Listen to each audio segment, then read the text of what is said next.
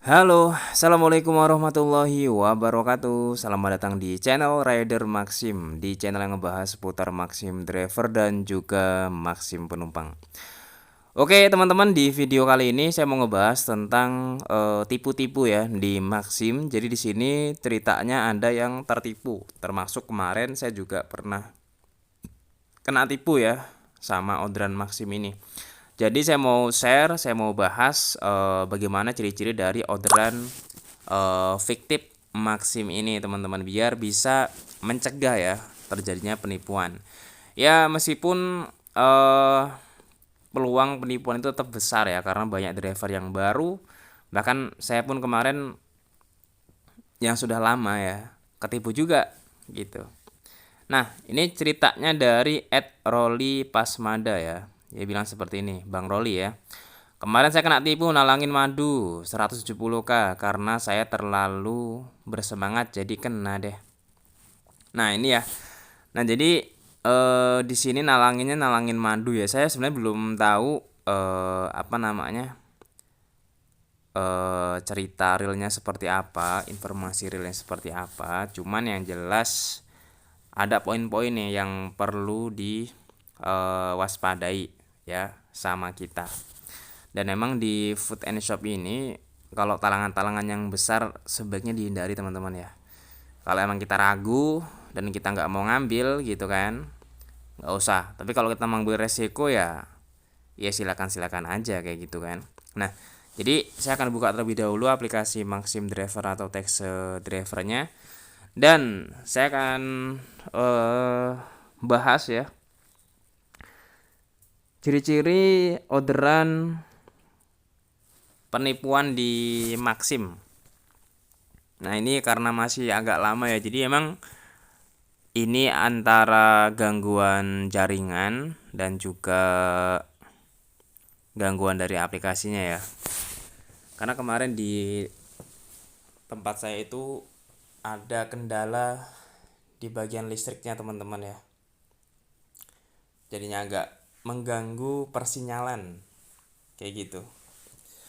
Nah, jadi sambil nunggu dibuka, saya akan jelasin ya, nanti pas dia sudah kebuka insya Allah lebih mudah untuk eh, menggambarkannya ya. Nah, jadi orderan fiktif yang pertama itu ada di orderan Indomaret ataupun Alfamart. Nah, pokoknya kalau udah Alfamart Indomaret itu udahlah.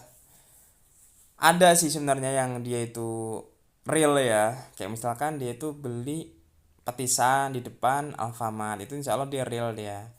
Beli apalagi ya, beli misalkan kue di depan Alfamart, insya Allah real dia. Tapi kalau apalagi dia ada tanda centangnya ya. Tapi kalau ordernya itu dia beli roti bebelak susu gitu kan, nah itu beh, sangat-sangat ini sekali. Nah, ini contohnya nih ya, ini bentuk orderan fiktifnya nih tuh. Ini kalau belinya kayak gini teman-teman, ini sudah positif nih ya. Tenggo satu, tisu satu, Pocari Sweat, Sele Ole, OVO. Nah, ini sudah top up OVO ya. Ini sudah positif fiktif ini. Nah, ini lagi. Kalau Alfamart Indomaret dia sudah positif fiktif. Jadi jangan di inilah. Biasanya kan yang jadi, kalau yang kayak gini yang jadi korban tuh driver Maxim pemula ya. Karena namanya pemula kan, belum banyak tahunya, jadi diambil-ambil aja, apalagi dia yang ngasih ongkir yang cukup besar ya. Nah, dia ngasih tip tuh 13.000 rupiah, tarifnya kan sebenarnya kan 5.000 kan. Nah, jadi ciri-cirinya itu tadi Alfamart Indomaret dia ngasih tip yang besar ya, itu dia biasanya fiktif. Pokoknya kita harus hati-hati lah sama orderan-orderan yang dia ngasih tip besar ya. Kita harus teliti lagi. Kalau dia orderan-orderan biasa, kalau dia ngasih tip besar, kita harus tadi ya hati-hati. Nah, terus kalau misalkan ini juga nih, ini fiktif ini. Tuh, kita lihat ya. Namanya, waduh. Bakso 2 porsi, rokok berry pop 1, bungkus roti tawar, daun aqua kecil, tisu merek Tesa 1 piece. Ini juga ada kemungkinan fiktif ya, ngantarnya ke hotel. So, kita harus hati-hati ya. Karena dia pas beli rokoknya pasti mampir kan di Alfa atau enggak di Indo. Nah, jadi tadi ya Alfamart Indomaret selesai ya, sama orderan-orderan lain yang menuju ke sana. Kayak ke warung makan yang dia itu minta beli rokok, langsung beli Aqua, itu harus hati-hati. Dia ngasih tip yang besar itu harus hati-hati. Terus ada lagi orderan yang fiktif teman-teman. Di sini kayaknya nggak ada contohnya. Dia food and shop juga. Jadi orderan itu dia suruh nganter kita itu kayak talangan baju ya. Ini kemarin saya kena tipu baju dan ada juga driver Maxim yang kena ya sama. Jadi suruh talangan baju itu ngantarnya jauh teman-teman ya. Contoh ya seperti ini. Ini ordernya di sini. Nah, ordernya di sini ngantarnya jauh bener kan. Nah, ini tujuannya apa? Biar saya nggak cepet-cepet pulang gitu loh. Ngantarnya ke sini misalnya ya. Nah, ke sini nih ke Beranti sini. Kan jauh tuh.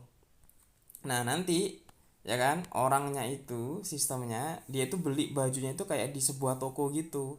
Nah, toko itu real kan, toko itu asli. Nah, pas dia beli di toko itu, dia itu jadi reseller teman-teman ya, jadi reseller dan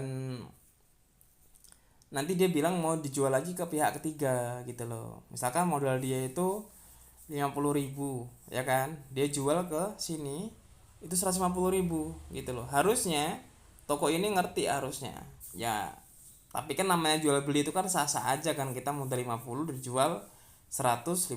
Nah, nanti kalau misalkan barangnya yang sebagai driver sudah diantar ke sini ya kan.